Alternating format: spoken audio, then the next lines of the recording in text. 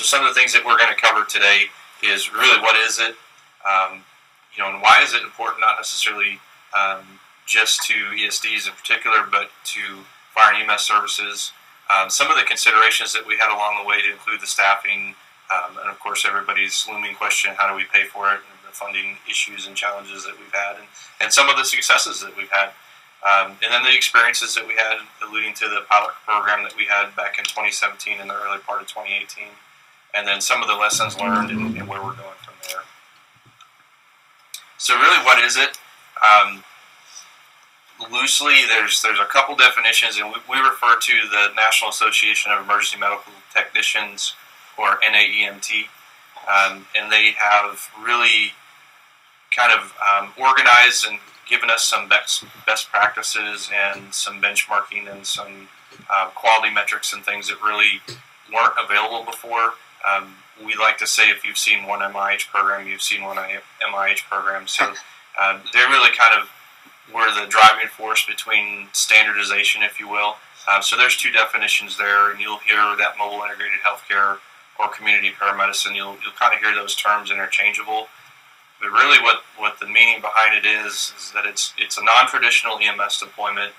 It's not the emergent responses, it's the scheduled visits, and it's truly geared around the in-home visit. So that's really what it is, and there's a big piece of that where it's integrated into all areas of healthcare and not just that ambulance call or that traditional EMS response. So why is it important? Again, like I said, if you see one MIH program, you've seen one MIH program. It doesn't work. A model that works in one area does not necessarily work in another. Some of the needs that we identified for our community were solely based on the line of we have a growing population, we have an aging population, and we have a lack of primary health care for a large area.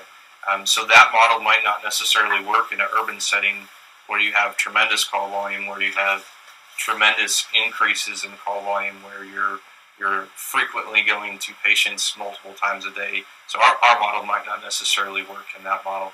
And again, it's truly developed to meet the needs of the community.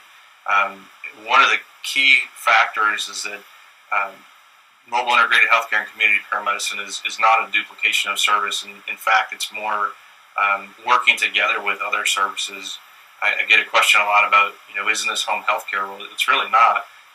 In fact, quite often we'll refer somebody to home health care. So it's really more to augment the resources that you have available in your community and work together with them. Again, try not to duplicate those services. We relate a 911 or an EMS call, a paramedic on that ambulance or that first responder vehicle as an extension of an emergency department physician. Think of a community paramedic or a mobile integrated healthcare paramedic as an extension of that primary care physician. So that's a good way to kind of relate what that function is in MIH-CP programs. So what everybody loves is the Affordable Care Act, and honestly, a lot of the driving force behind these MIH-CP programs were a result of that. In 2010, when the Affordable Care Act was introduced, very shortly after, within the next couple of years, Medicare and Medicaid started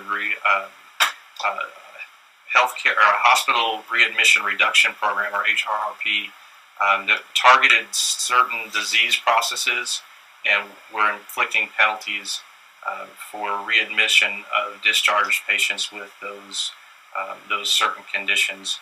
And that's important to the EMS service, and I'll explain that. So CMS, or the Centers for Medicaid and Medicare, or I'm sorry, Medicare and Medicaid, they're a big payer for our EMS services, for our ambulance transports.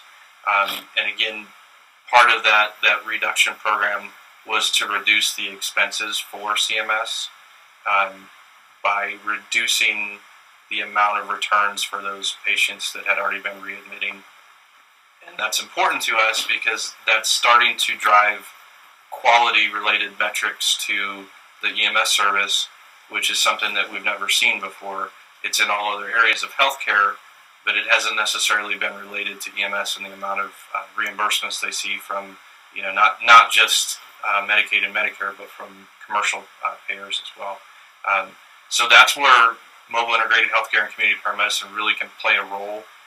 There are some forecasting for reimbursement being tied into the hospital system or the healthcare system as a whole to 911 providers post-discharge from the hospital.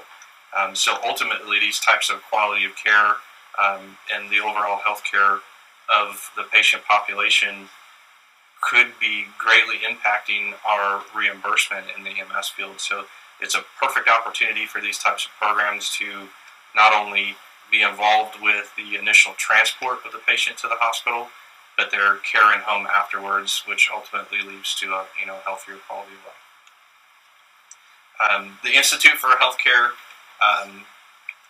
initiative, Triple AIM, is what was adopted in healthcare systems, hospital systems, to relay their quality of care.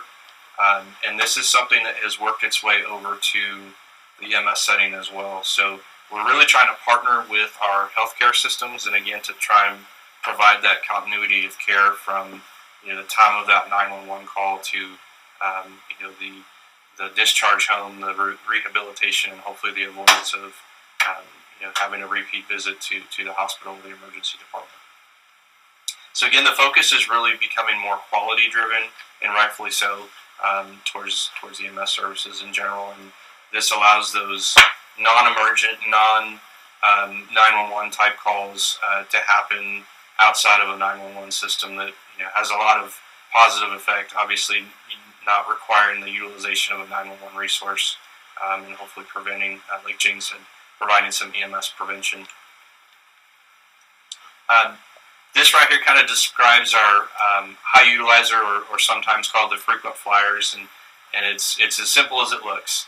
And we all can identify that in our EMS systems to a varying degree. And to me, again, in my system, we're not terribly busy, but we're not staffed as high as we would like or we would want to be. So when we prevent a resource, we prevent an ambulance from making a response. That's a pretty significant impact for us. And a rural area or an urban area where they're making hundreds, if not thousands, of calls a day, that's a different number for them. So again, it's specific to the community. So the cycle is basically something we describe as the 911 call, the transport to the hospital, the release back home, the 911 call again. So that's what we refer to as the high utilizer cycle. And what's keeping that from getting better is those three things there: the continuity of care, the resources, and the education. And I'll talk a little bit here in a minute about how we can intervene and how we can break that cycle. But this is what is globally understood in the EMS setting or the MIH CP setting, is how the medical resources are not necessarily making it to those folks that require those resources. So again, I talked about primary care. There's a lot of folks out there that either don't have primary care, can't get to primary care, or just don't follow those care instructions. So that again leaves us a perfect opportunity to be able to send somebody into the home, a medical professional, to be able to either translate or interpret those primary care messages, or get those folks tied up with a primary care physician. Again, home health, we're not home health. There's a lot of qualifiers for someone to be on home health. One of them is they have to have insurance and an insurance provider that will pay for those services. So this is a perfect program to be able to tie, again, a medical professional in the home to be able to direct, or we like to use the term navigate, folks to the right types of resources that are available in the community.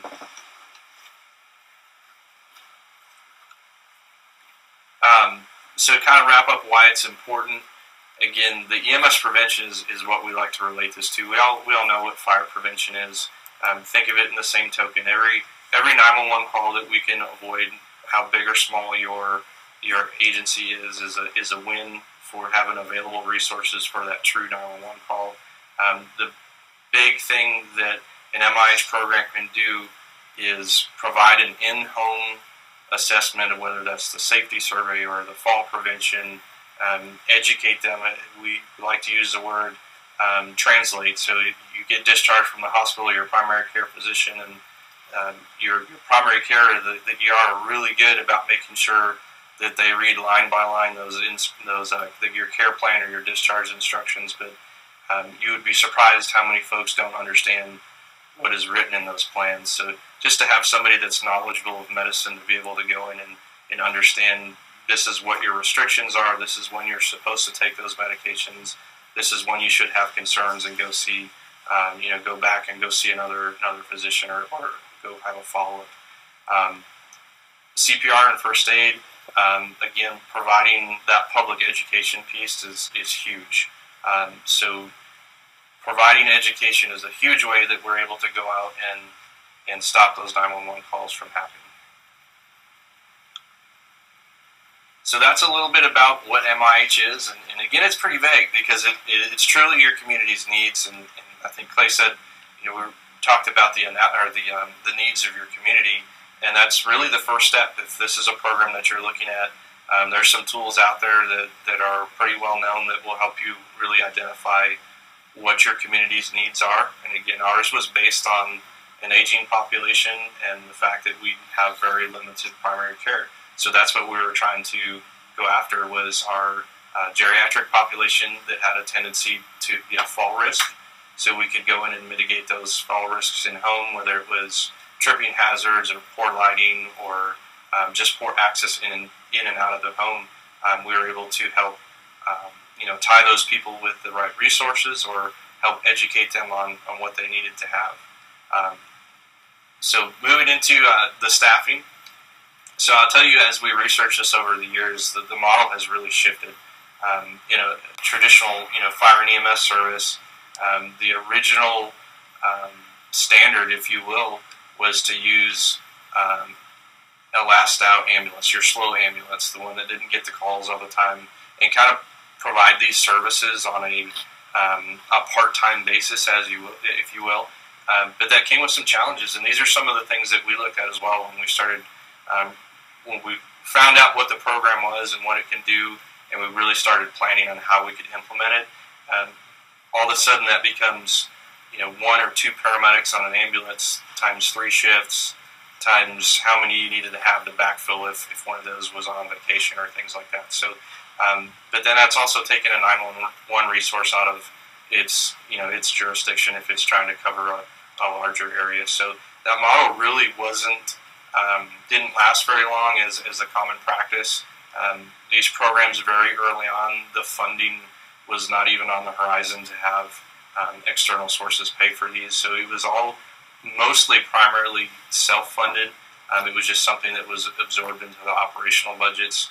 Was a pretty common methodology, and that was the easiest way at the time to consider this as a viable resource, was to use staff and equipment that you already had available. But it's kind of counterproductive to the mission if we're trying to reduce utilization for our high utilizers of the system. Taking another resource out of the equation really wasn't the best thing. There are some models out there today that utilize a first response or a squad type vehicle, and again, kind of the same methodology. They have another function throughout the day, whether it's a fire department or an EMS services. Their primary mission is to provide 911 response. So that's another model that's out there. What is becoming more common practice is the dedicated staff. And we found very early in our program, we really had to stay focused on what the mission was, because we very easily could have had multiple MIH paramedics in our program. The workload was just so great. And then something that's been recent in our works with some of our partners that we deal with that have existing programs is the incorporation of a 24-hour capability. And that may sound kind of strange at first when we're talking about scheduled visits, but some of the programs and the things that we'll talk about in a little bit later that we had some interaction with, there's still a need for that non-emergent type service, and who better than the fire and EMS agency to be able to respond to that, that 2 a.m. need that could fit in the non-emergent category. So it's the same concept, still reducing the need for that resource, that critical resource that could go respond to a cardiac arrest or a heart attack or something like that. So that model, that 24-hour model, is becoming very prominent, and there's truly a need for it. All right, so the big questions: how do we pay for it? Believe it or not, some programs in some states are being allowed to bill for these services, and even right now there's some legislation out there that is allowing us to better bill under the category of a treatment and no transport, which we're pretty familiar with in the 911 ambulance setting, which typically is not a billable type of event. So we're seeing some legislation come through. We're seeing some states actually get approved to bill their state Medicaid for these types of services. The primary, I would emphasize this at the startup, most of these outside entities, whether it's in the healthcare setting or not, that are paying for these services, typically aren't paying up front. It's more of a proof of concept kind of thing. They need to see your value. So a lot of programs are either self-funded, funded by fees for educational, CPR classes, things like that, donations, contributions, and grants. Grants have been a really good foundation to start off these programs to begin with. Oops. So again, there's a lot of states that have the ability to bill right now to Medicaid, and there's a lot more underway.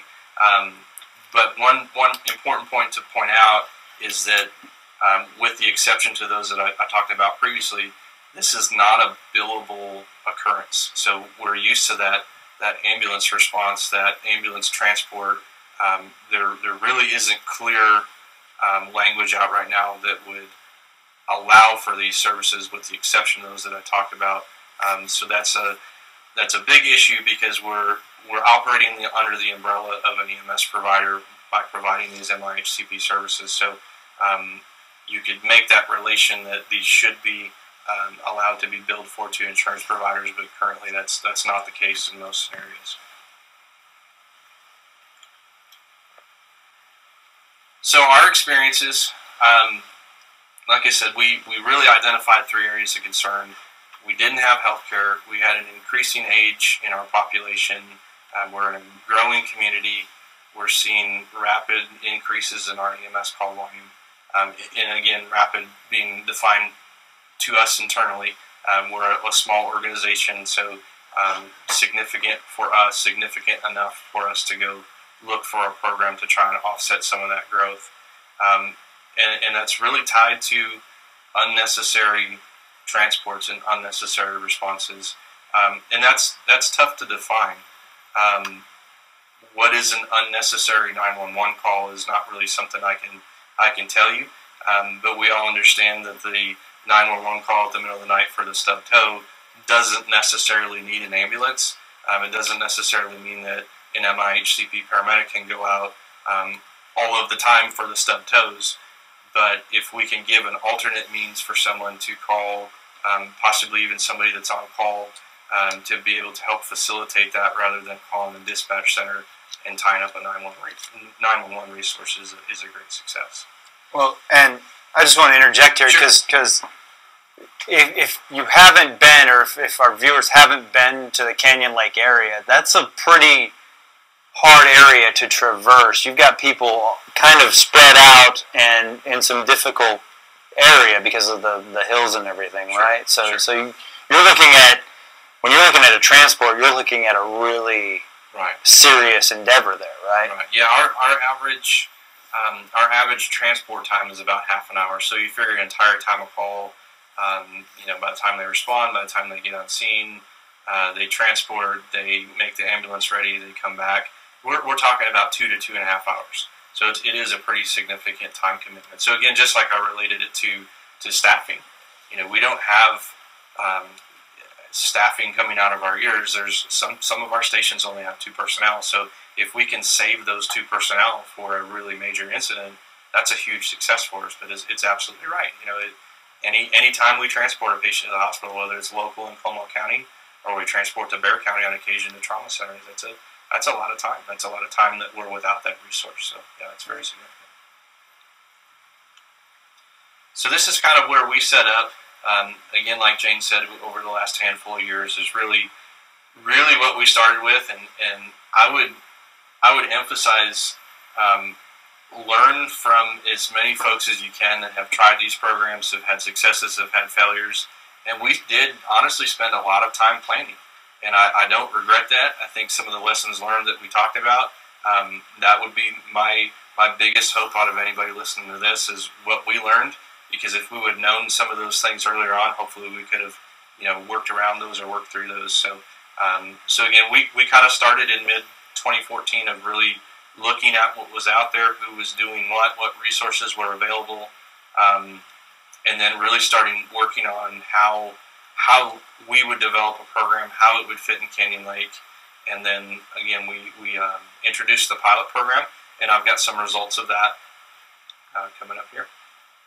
So I talked a little bit ago about how we weren't really sure how the workload was going to look, and for our pilot program, we ended up putting one paramedic in place, and very quickly we had to have a tool to be able to help us identify really what was in the wheelhouse of MIH and CP.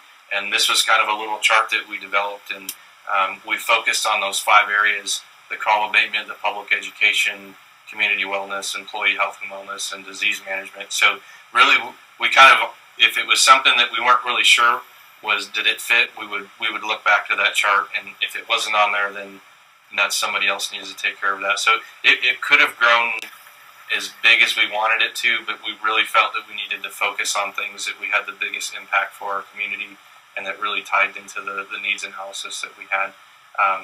So that's where we spent most of our time, was on those 5 areas there. So again, our pilot program, it was roughly about 15 months. We concluded it this March, started in January of 2017. And we had some significant reductions, and we used a certain threshold of certain number of 911 responses would trigger a contact from our MIH paramedic, and we found that was great, but we also found that a better tool was our 911 providers that were already making those calls. So that was a good tool for us to catch some low-hanging fruit and be able to say that we had a handful of high utilizers that were really overtaxing our system, that were in that high utilizer cycle that we talked about earlier, that were just constantly being discharged from the hospital, and a day, maybe 2 later, we're calling for our services again. It just really, there was no fix for. So that was pretty low-hanging fruit. But again, our EMS providers were able to go in there and say, hey, listen, this house is in shambles. They have this need. We know we can't fix them in an ambulance. We know that ER is not the place for that. So we really worked on our relationship between our 911 EMS providers, our paramedics out in the field, and our MIH paramedic. And honestly, that took a lot of relationship building, and that may sound funny, because this was a firefighter paramedic that was on an engine company, a couple days earlier, and now he's having to rebuild that trust and kind of explain how he can help them, how he can make sure that patient that they identify is not going to be repeating that vicious cycle. So you can see there on the screen, there's some pretty significant successes that we had. We observed almost an 80% reduction in 911 calls for service for those patients that we involved our MIH service with. And that equated over the first 12 months, that equated to almost an entire month's worth of service that we estimated avoiding. So again, that's pretty significant, and that number might not be significant to your agency, but for us, that was a really big number. And we also utilized a tool that's out there that helps us really estimate what the total cost of either a response and or a transport by ambulances in our service. And based on the estimated number of 911 calls that didn't occur because of this program, we were able to actually put a dollar sign to what our internal cost was saved by avoiding those calls. And as you can see there, it's 6 figures. It was pretty significant. The next thing I want to touch on here, and I know this is really busy, but the point of this is we're part of a collaborative group with our Regional Advisory Council, or the Southwest Texas Regional Advisory Council, and you can see the agencies there on the left, and we're one of them. Back in 2014, somewhere around that area, we had heard about mobile integrated healthcare and community paramedicine, and some had actually already even started in our communities.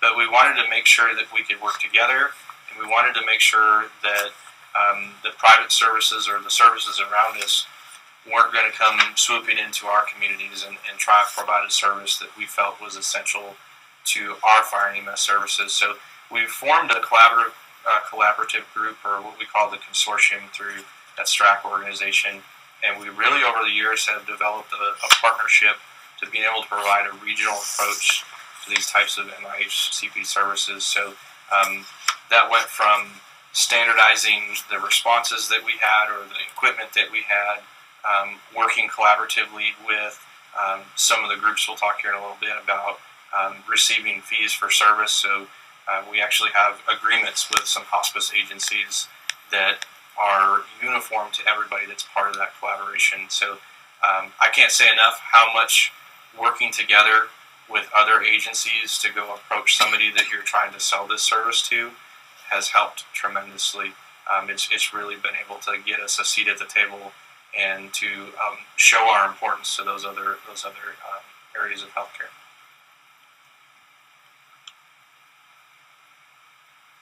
So our lessons learned.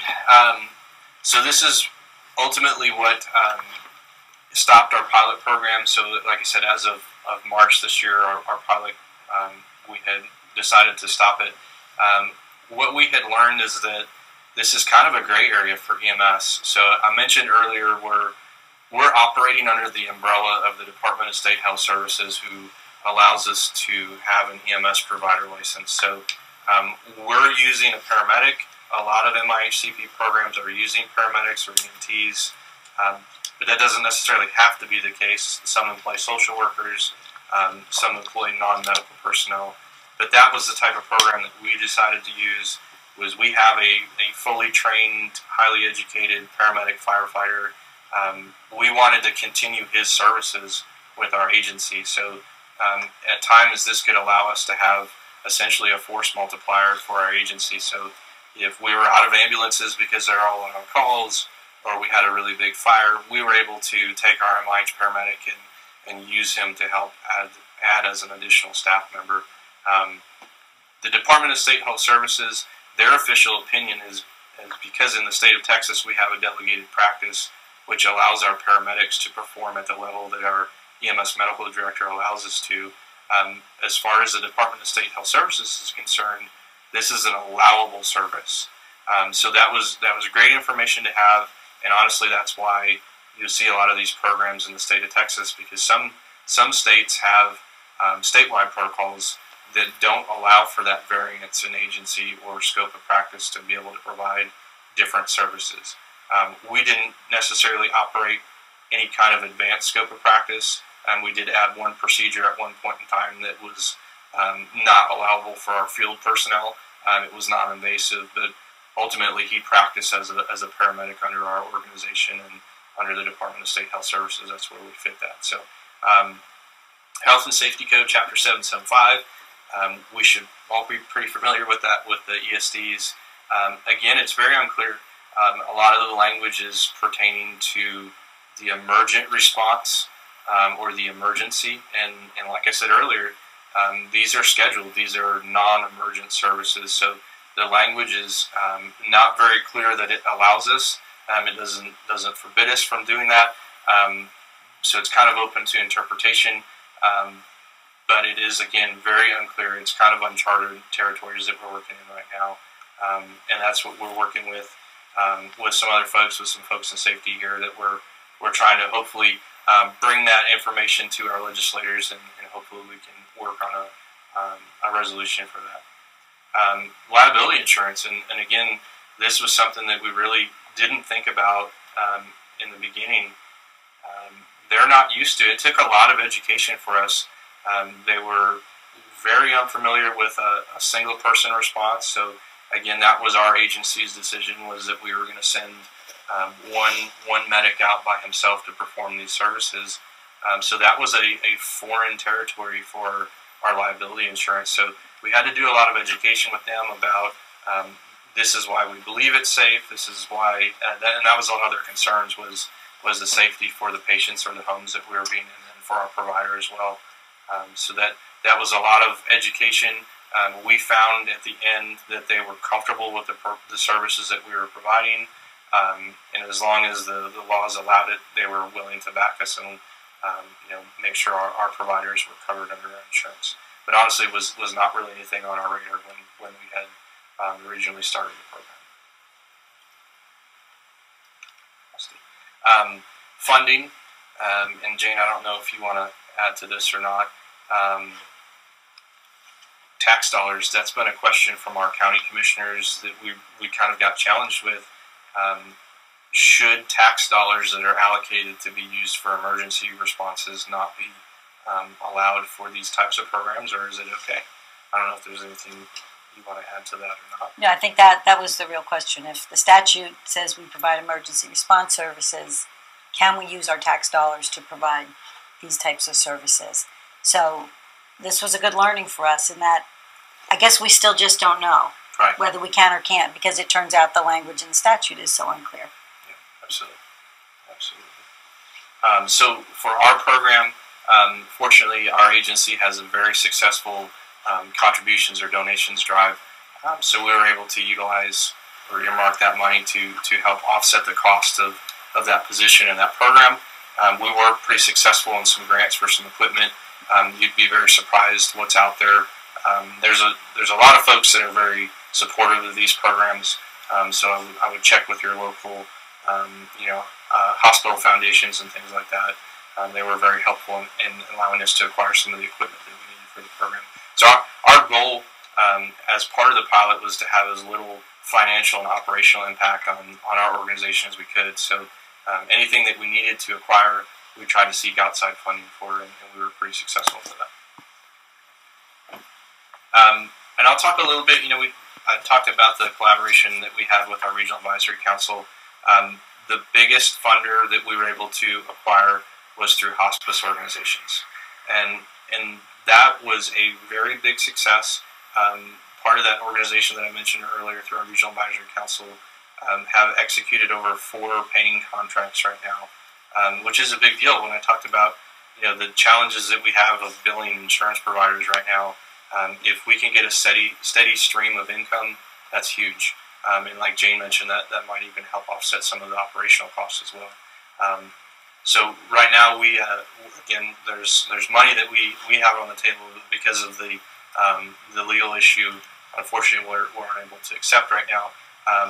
But again, I can't mention enough how much that regional collaborative effort has been huge in working with these organizations.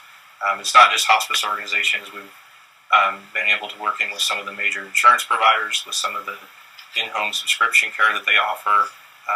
When they learn that we have a mobile way to go into a home where folks are used to us knocking on their door with our uniforms and letting us in as a fire and ambulance service, they're pretty open, especially knowing that it's a trained emergency medical professional, to be able to go in and offer these services. So that's where we've had some good successes with the funding, and lastly, our staffing. Because of some of those gray areas, again, we opted not to continue to staff the program because we weren't really sure if we were allowed to right now or not. And that's what we're hoping to change with some of these legislative issues. But we couldn't allow our MIH paramedic to remain in his role and not be able to provide the MIH services, which was ultimately causing a shortfall in our operations. I've got some resources up there, and I don't know if we have any questions come in or if you have any more for us to talk about. Well, first let me run through real quick how to get a hold of us, just in case you guys have forgotten. You can call us, fax us, text us, or email us at any time. And so go ahead. This is going to we've got a couple of questions in the queue, so this is going to serve as your last call to get those in before we end. Call us at 512-251-8101. Fax us at 512-251-8152. Email us, safed@texas.net. Texas is spelled out, SAFED, no hyphen there. And you can text me here at 512-567-0857. Normal text messaging rates may apply. Let's go ahead and get into questions while we still have a couple minutes left for those. So let me ask this question. I guess I'm not quite sure who to pose it to individually. I'm sure you guys can work that out amongst yourself. Is this program only something that a fire ESD can do, or can you do it as an EMS ESD? No. As well? So our particular program, we're operating under that EMS provider license. So delegated practice, like I mentioned earlier, so we employ a physician who becomes our medical director, and we're essentially operating under his medical license to provide medical services. So our agency is using an EMS paramedic to be able to provide the services that our medical director says he can or she can. But no, it's not limited to fire EMS agencies. We're just using the model of including it under the umbrella of that Department of State Health Services EMS provider license. I mentioned earlier, some of the more established, bigger organizations employ nurses, they employ social workers, they have call takers. So it really, again, has to go back to the needs and the resources that you have in your organization. We just ended up using what we already had under our EMS provider license. So can a fire EMS or fire ESD do it using? In our model, if they have like a first responder organization license under the Department of State Health Services, whatever they're utilizing to provide medical services, absolutely. If they don't have an EMS provider license, I can't really necessarily speak to that, but technically, if a fire organization provided no EMS services, they could have an MIH program, but you'd have to be creative on how you set that up. Okay.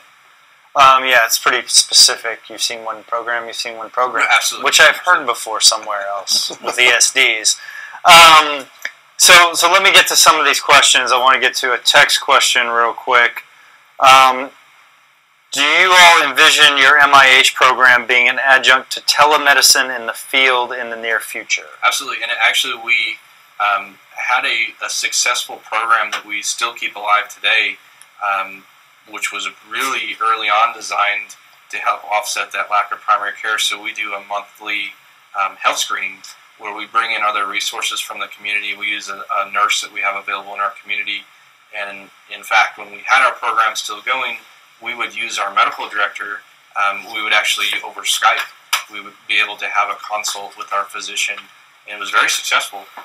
It was very low tech. It was an iPhone to iPhone kind of thing. But he was able to evaluate and sometimes even prescribe medications or allow them to get in and go see a specialist. So yes, I think that's very much a possibility, and I think that's a direction that these services could definitely head to. So this next question, let me try to kind of paraphrase it in the best way I think I can. If 911, a resident calls 911, you automatically are going to send, but it's diagnosed that it's a non-emergent situation, a non-transport situation. They call 911 because it's something that you would respond to with an MIH kind of thing, a community paramedicine. You've got to still send the ambulance, right? That's determined by agency. I'll give you a good example. So some of the hospice organizations we were working with, we would actually flag those patients in our computer-aided dispatch system, our CAD system, so they would actually notify us that, hey, this is one of the patients that you're looking out for with part of your MIH-CP program, and we would then be able to send our MIH paramedic in lieu of the ambulance. So again, that's agency-specific. That's nothing that says that if you triage that patient through your local dispatch center or your internal dispatch center, you don't have to send an ambulance. So if it's a lower acuity, if it's the non-emergent, there's nothing that really requires you to send an ambulance. And again, that's a great benefit of using one of our field personnel to fulfill this role, is that who knows better than one of our own providers to say this is truly an emergency. Hang on a minute, I'm going to get on the radio and call for one of our ambulances.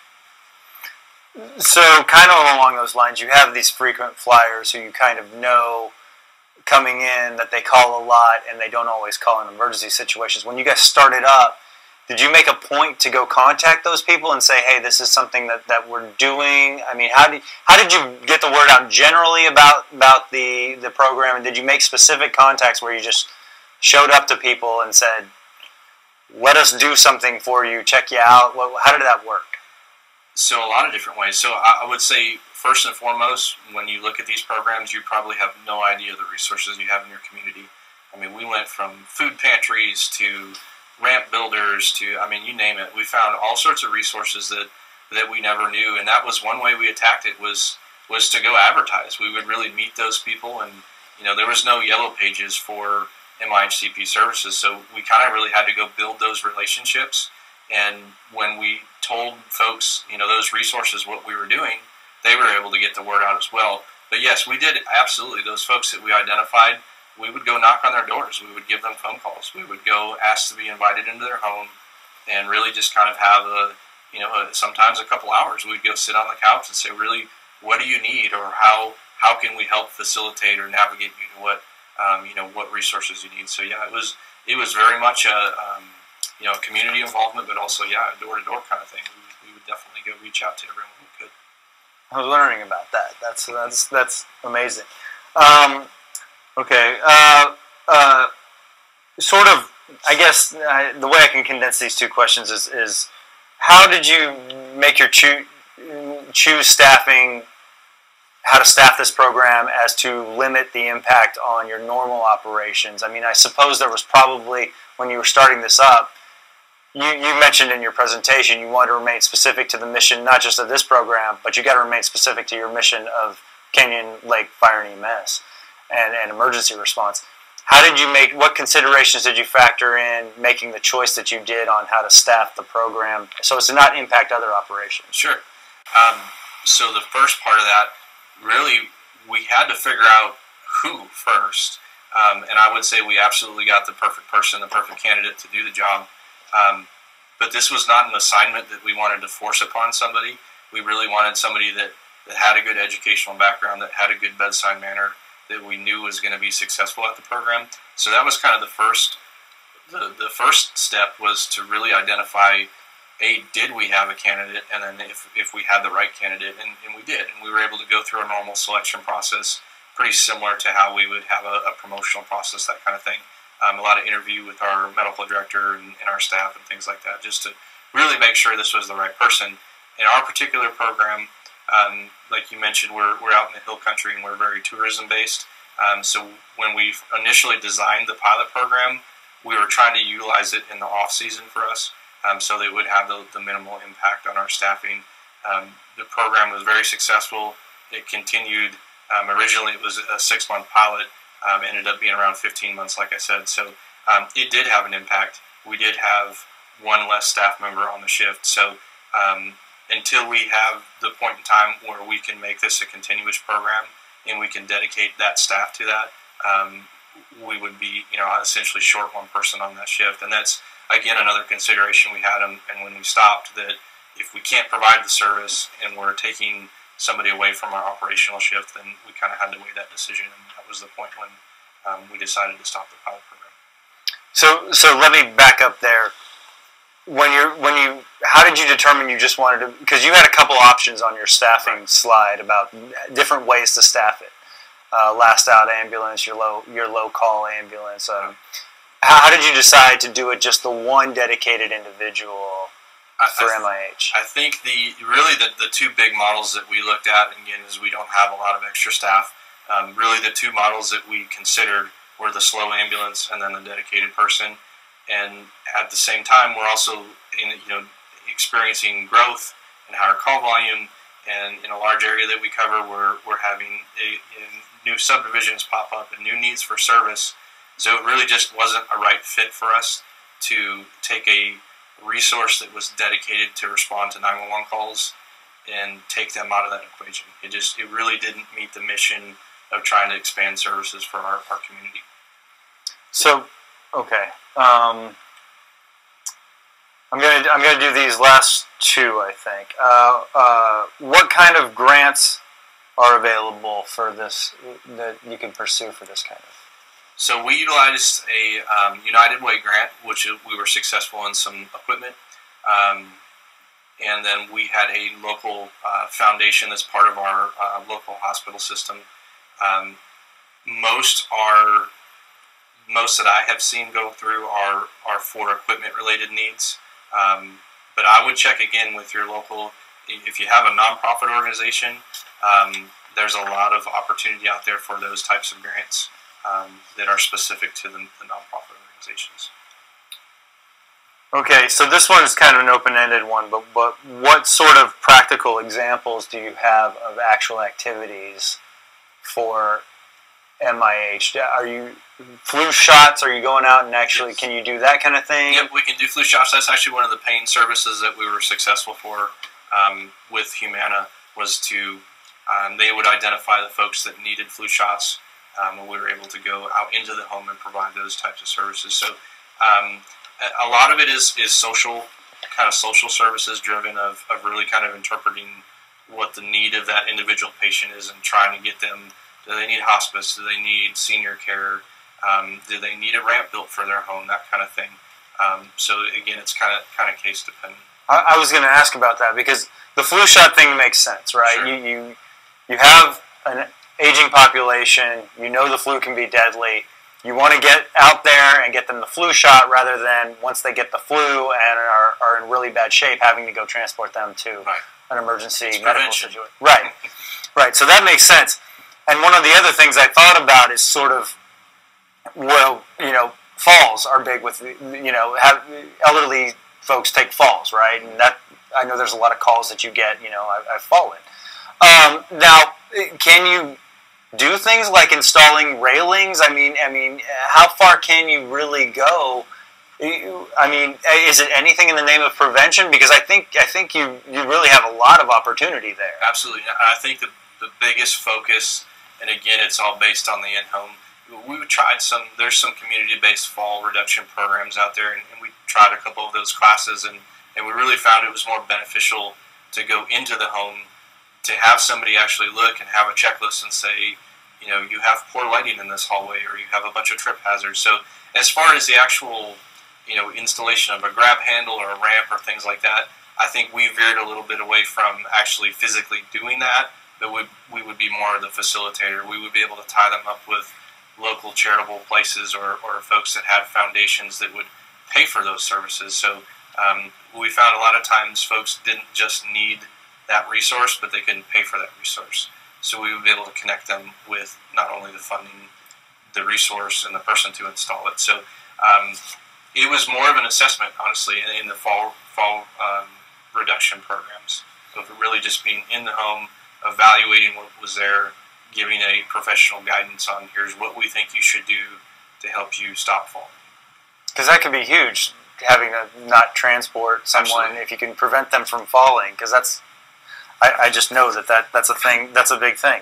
Okay, I'm not going to go down the rabbit hole of 775 and the legal opinion on whether this is authorized by statute. There is some legal gray area there, especially with Canyon Lake Fire and EMS operates. You are ESD, as I said in the beginning, and I know, number one, I know I messed it up. Jane, you're from ESD 3, right? Yes. And Archie, you're from ESD 2. Right. Correct. Okay. I think I said that backwards in the beginning, and I apologize for that. But ESD 2 actually is a service provider, right? Yes. Like they operate Canyon Lake Fire and EMS. ESD 3. Right. ESD 3 does. ESD 2 does it through contract, but the point is ESD 3 does it, which means you're a sole service provider. You're not doing it by contract. You could theoretically make an argument that if you're an independent contractor, the EMS agency might be able, because they're not. But then again, tax dollars and whatnot. Anyway, we're not going to go there tonight. Just know that we are at Safe D, along with the folks from Comal County and other folks around the state, are very interested in fixing that ambiguity, let's call it, in the statute, and making sure that this very important preventative program is going to be available for all ESDs across the state to partake in, because it's obviously, as Brandon showed in his presentation, something that's showing tangible fiscal results for this ESD.